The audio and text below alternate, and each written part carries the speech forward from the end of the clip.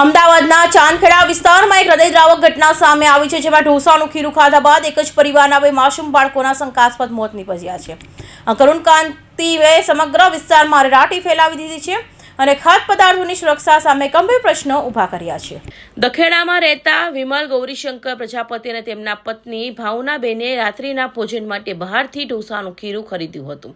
ઘરે ઢોસા બનાવીને જમ્યા બાદ ટૂંક સમયમાં જ આખા પરિવારની તબિયત લથડી હતી. આ ઝેરી અસર જેટલી જીવલેણ હતી કે 3.5 વર્ષની બાળકી મિષ્ટી અને માત્ર 2.5 મહિનાની માસૂમ રાહે જીવ ગુમાવ્યો હતો.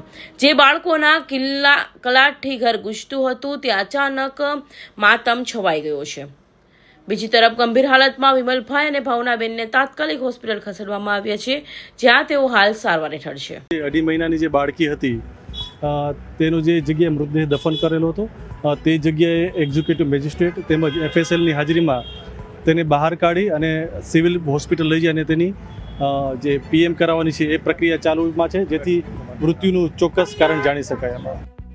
ઘટનાની ગંભીરતા જોતા ચાંદખેડા પોલીસે તાત્કાલિક તપાસ શરૂ કરી છે. મોતનું ચોક્કસ કારણ જાણવા માટે બંને બાળકીઓના મૃતદેહનું પેનલ PM કરવામાં આવ્યું છે. આ કેસમાં ફૂડ પોઈઝનિંગની આશંકા સેવાઈ રહી હોવાથી પોલીસે FSLની મદદથી લીધી છે. ઘરમાં રહેલા ખીરાના નમૂના અને અન્ય ખાદ્ય સામગ્રીઓ તપાસ માટે લેબોરેટરીમાં મોકલવામાં આવી છે. શું આ ખીરું વાસી હતું કે તેમાં કોઈ ઝેરી તત્વ ભેળવ્યું હતું તે દિશામાં પોલીસ તપાસ કરી રહી છે. જે દુકાનથી ખીરું ખરીદવામાં આવ્યું તેની પણ પૂછપરછ થવાની શક્યતા છે. એક સામાન્ય ભોજન કેવી રીતે કાળ બનીને ત્રાટક્યું તે જાણીને સૌ કોઈ સ્તબ્ધ છે. કૌશિક પટેલનો report, Hind TV news, Surat.